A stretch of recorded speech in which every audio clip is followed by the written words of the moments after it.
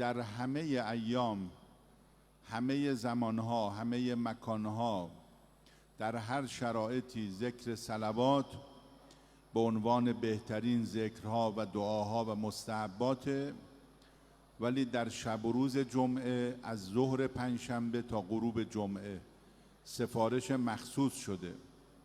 امام صادق سلام الله علیه فرمود کسی در جمعه 100 بار این ذکر رو بگه، خدا 60 حاجت از حوائج دنیا و آخرت او رو برآورده می‌فرماید.